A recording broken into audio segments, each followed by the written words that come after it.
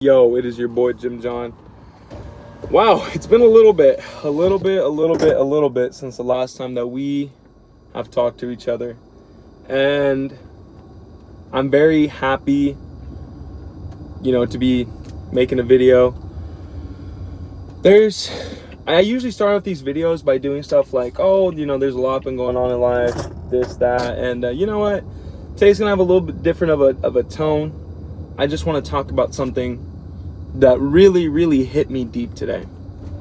So a lot of my friends and loved ones and just people around me, I think one thing that they could say about me is I try to motivate. And to an extent, I do try to motivate others, and I try to, let them know that anything's achievable. But one realization hit me like a brick today at the gym. Kind of something that I kind of just needed to feel and to understand, and kind of sitting here getting a little emotional about it. But how can I motivate others when I can't even motivate myself to do the things that I'm supposed to? And I thought about that. And another example, that I use, or that I thought of, is we think about Jesus Christ.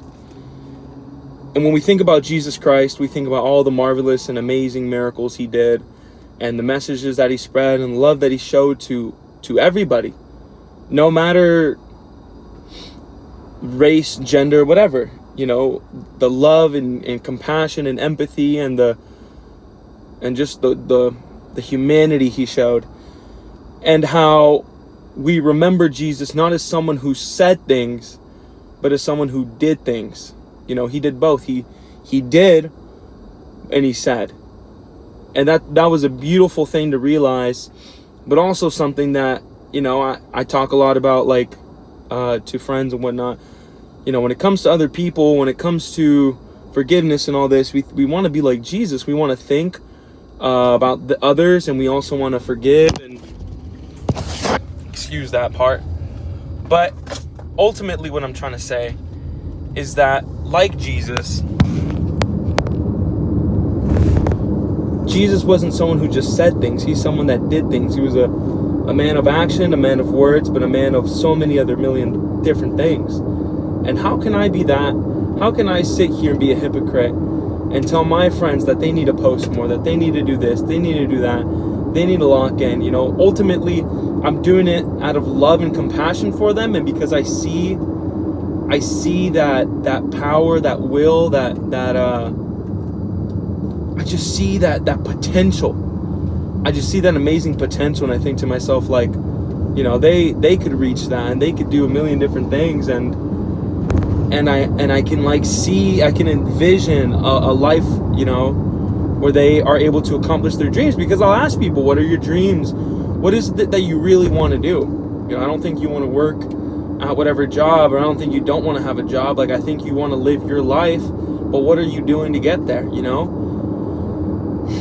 And then I think about myself. Today, I finally thought about myself. And I was like, what was the difference between the guy people call Jim John and the guy that they call Jim John now? What was the difference between those two? And that was a name that I wasn't just...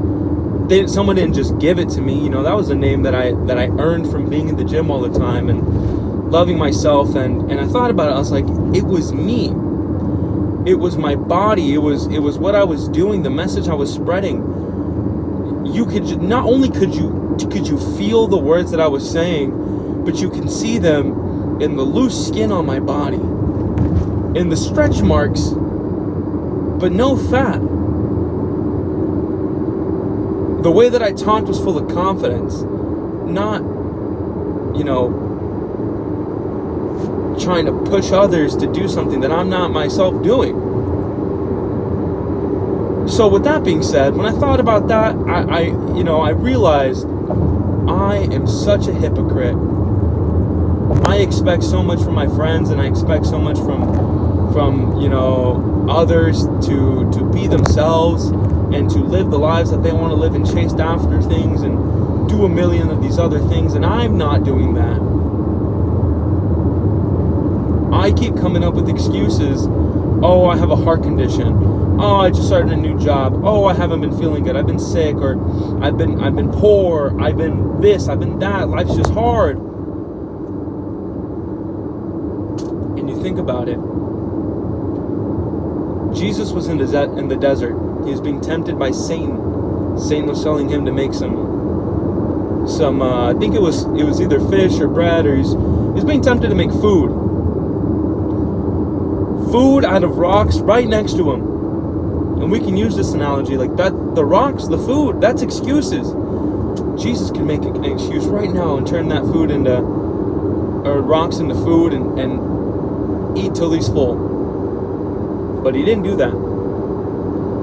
Jesus said, no, that's not right. I'm not going to use the miracles that I was given by God. I'm not going to use that for selfish reasons. Like in this moment, I'm not going to be tempted by you. And I might be misconveying that text, so I'll have to look at it, but that's just what I remember. So you think about that, and I think about myself and realize everything that I've been saying. I've been a hypocrite. I've been a liar. I've been a liar to myself. I've been a liar to others. And that's not me trying to put myself down, but that's me really just trying to show, like, I have not been myself. I have not been the person that I say that I am. And another thing, I finally got myself out of a job. You know, ever since me and my fiance have been together, I've been at jobs that I absolutely hated, and I have not been in an environment to succeed because I didn't put myself in that situation. I thought family first. I need to try to take care of us. Then I got sick. Then I was on unemployment. But do you understand? Like, these are all excuses and things that I'm using because I'm scared to go through the tough times. You know, and that's just being realistic. And as understanding as my fiance is, I'm finally at a job that I love, and I put in overtime, and I do a lot of fun stuff there, and I get to be myself, and you know, and that's another thing. That it just all kind of goes together, and like we want to expect so much from others, but when it comes to expecting stuff from ourselves, our standards are low. And that's a load of bull jive, and I want to apologize to my friends and the people that I love. That I have not been the person that they knew. I've been dishonest to myself, and I just haven't lived up to the type of person that I know that I am. And this video is really just trying to give a not even a new start, but just a good foundation to what the expectations are for myself. You know, if I'm gonna tell my friends to post, I'm gonna post. If I'm gonna tell my friends to diet, I'm already dieting. That's the mentality. How can I motivate others when I haven't motivated myself to do the things that I want to do and the things that I know to be good?